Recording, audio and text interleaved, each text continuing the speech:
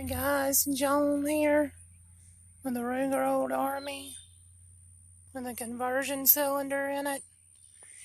Gonna try some black powder 45 coat loads I done with my new Lee 45 coat carbide dies. These are loaded with 255 grain cast soft lead bullets from my Lee mold. They're loaded with 30 grains of Go X3F. I made up a few. Let's see how they do. I am roughly 10 yards away from the gong.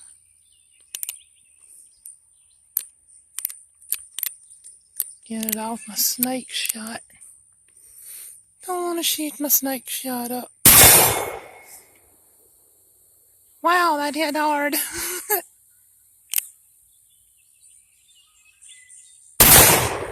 And I missed. Well, I guess I'm shooting high. Yep. I was shooting high with it. Gonna load it back up. Put some more through it. They all punched out real easy. Didn't have no issues with these. With this type of conversion cylinder, you use your ramrod to push them out. See how they load in. Just drop down it there. And I'm gonna lose them.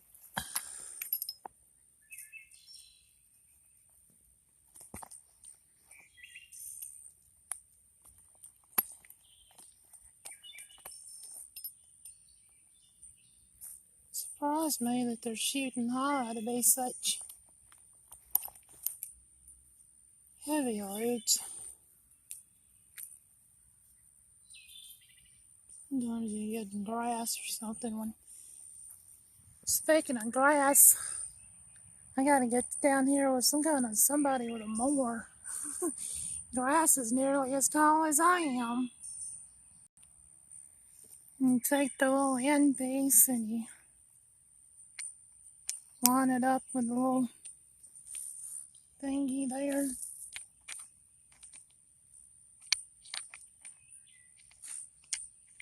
Hard to do when you're looking through a lens finder.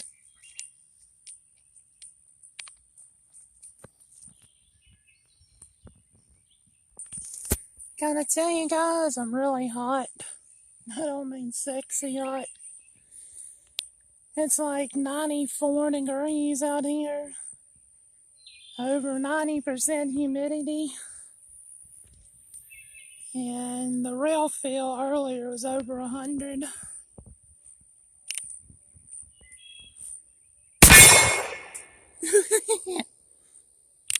Wow, that hits hard.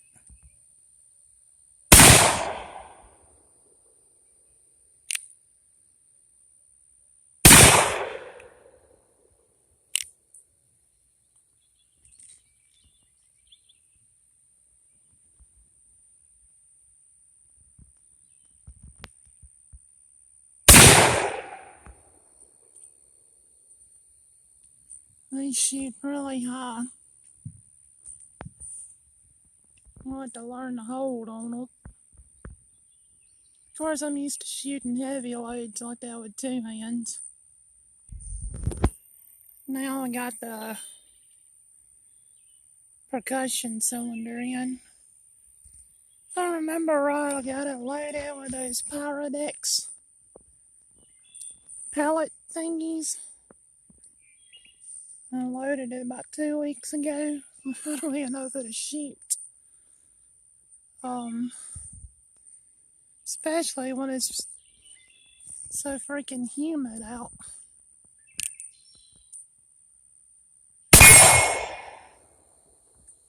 That hit really hard.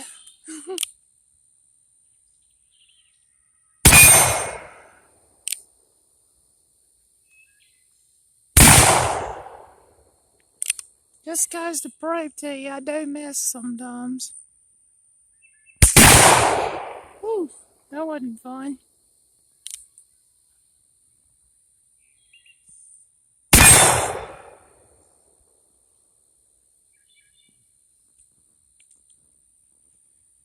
Ruger old army. I did have I'm not loading it with those pellets no more. I had a hang fire there. It was just enough to throw me off and shoot high. Luckily, nobody lives through there anymore. Because I think that went over my tires. Probably would have hit a flying aircraft. So I did miss a few times today. Could be from shooting one-handed with really hot loads. Could be the humidity or, I don't know, just a bad shot today. But this is the Ruger Old Army. This is actually a fairly early model. I believe it was made in late 72, early 1973. And they're really good guns. They look a lot like a Remington, but they're not actually copied after a Remington.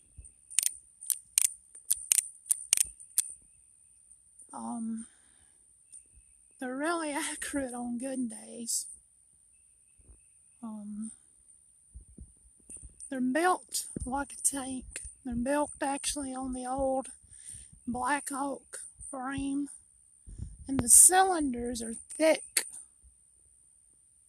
A lot of meat between the chamber walls. And they do. I don't recommend it. I've never tried it. It says black powder only right there on the cylinder. But Ruger, to test these for strength, actually filled the chambers to capacity with, I believe it was red dot powder. I'll have to go back and actually check on that, but I think it was red dot smokeless powder.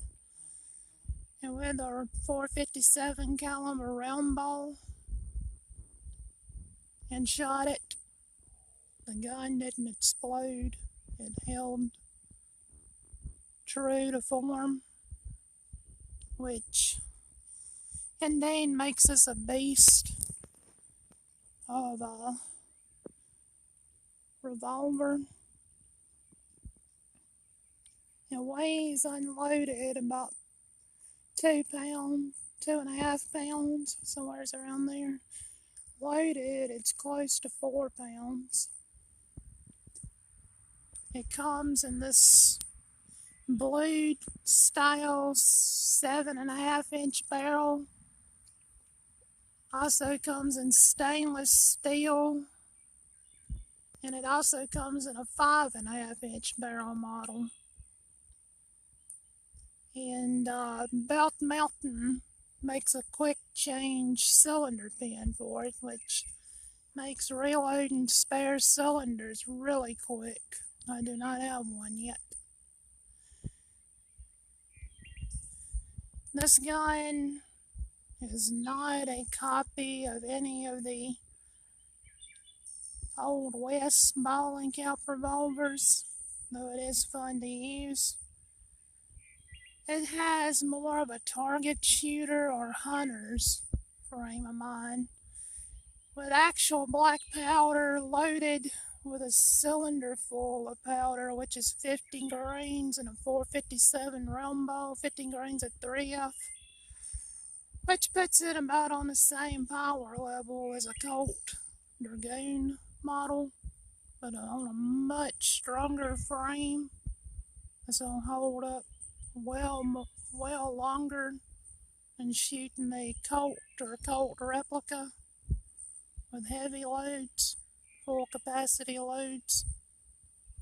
With 777 and 50 grains of 777-3F in a round ball. It's well in the vicinity of a 357 Magnum, possibly even better, with a 45 caliber hole.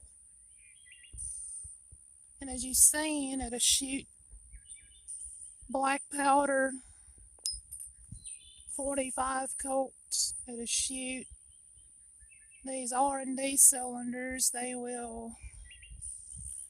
hold up pretty good. They'll shoot smokes any store-bought standard semi-spec smokeless powder loads. You just don't want to push them with a plus speed. You don't want to blow your gun up, your cylinders up. And from my understanding, Lee actually makes a 220 grain bullet mold specially for the Ruger Old Army. I haven't got one yet, but I plan on getting one. Also, Kato Oyama makes a 255 grain specialized hunting bullet mold for this, and with I'd say 30 grains of 777-3F in the 255 Kato bullet, you're well equipped for anything in North America inside of 40 yards with this.